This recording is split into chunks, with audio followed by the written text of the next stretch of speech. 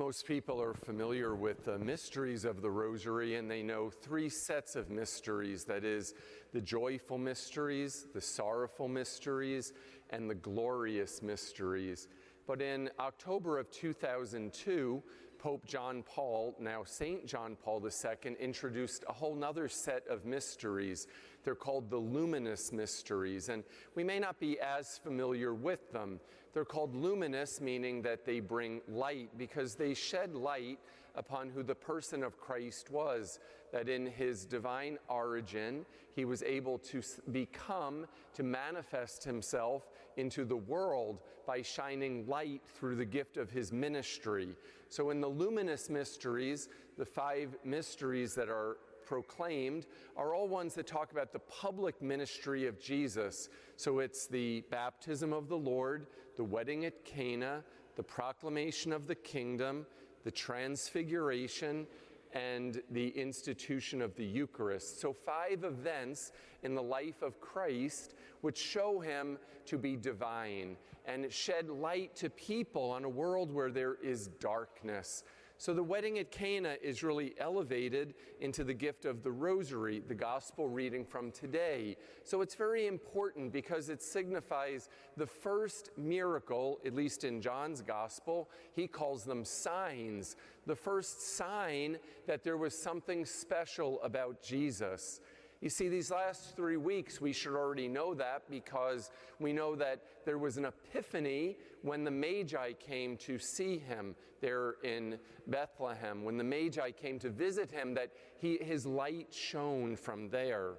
Well, then also we know last week that the skies opened up, and suddenly there was this voice that said, "You are my beloved Son, in whom my favor rests." So again, we know there was something special there. And then today, we have this very much of an ordinary event, a part of life where there is a wedding reception, where the water becomes wine, where there is change, where there is conversion, where there is transformation. The gospel actually today is a culmination of 3 readings. All 3 readings talk about change, about transformation, about conversion, that when God gets involved in our lives, great things can happen. So the first reading from Isaiah is speaking to the Hebrew people who were previously known as being forsaken, forgotten, desolate. Basically, they were called losers because their life was miserable. But God chose them. God invited them into relationship because they were his special people. They were the people that he chose for his own, that he intended great things for. So suddenly, Isaiah says, you are no longer desolate, forsaken, forgotten, lost. Now you are my espoused. You are my bride. You are my chosen people, my delight. What a beautiful way for God to look upon us. Just think that he could look into your eyes and say, you are my delight. Wouldn't that be a beautiful, peaceful feeling to know that God looks at us with great peace, with great hope, with great comfort, knowing that we're fulfilling his prophecy for us. So we see how the Israelite people changed, how they devoted themselves to him. They turned from their former ways, they turned from the past, and they looked to the future. And this is what God can do. A God who can turn water into wine can make a past into a hopeful future. Our second reading today from 1 Corinthians is addressed to a community that was very fractured. It was a group of people that were at odds with one another. They were jealous of one another. That is a very human condition. To see what someone else has, to want it, to desire it, to be mad or annoyed that they have it, but we don't. You see, rather, we're supposed to look to other people's talents and say, wow, how can that be shared with the whole world in order to bring joy, to rejoice in others' talents, not to have jealousy about them. So Paul is addressing this community that he sees filled with talents, the ability to speak in tongues, to prophesy, the ability to interpret the tongues. There are many talents. It's all listed right there in the reading. But he turns them from individual talents into gifts that can be shared. And he's asking them, and he's inviting the people, take your talents, bring them to God, and make them a gift to be shared with the church. Because talents are not meant to be self-centered and kept. They are meant to be shared. They're meant to be brought out into the light and to give our best when we give our talents, not to hide them under a bushel basket. I'm reminded when I hear this reading of a story of this couple that was going to a party with their friends. And this group of friends came up with this kind of crazy idea that everybody would bring a bottle of wine. Everybody was to bring a bottle of wine. And they were going to take all the wine that was brought and mix it all together and see how it tasted. Well, the husband said, I am not going out and buying a good bottle of wine that is going to be ruined when I share it with everybody else. So he said, honey, how about we drink it before we go, we'll Uber to the party, and we're going to fill that bottle, that empty bottle, with water, so that when we go pour our wine into the bowl, it's not really wine, it's water. She said, sounds good to me. I hope we enjoy the bottle of wine. So they go over to the party, and everybody goes pouring their bottles into the bowl, into the big communal place where they're all going to drink from it, and they make a toast. And everybody drank of the wine, and guess what? It all tasted like water, because everybody brought water to the party, not wine. The bottom line with it is, if you don't give, you don't get. If you're not going to share of yourself, then you don't deserve to take and to share in the community of believers. So this God who can change water into wine, who can take a sordid past and make it into a hopeful future, can also make individual talents become gifts for the church, for the community, to be tools of the gospel.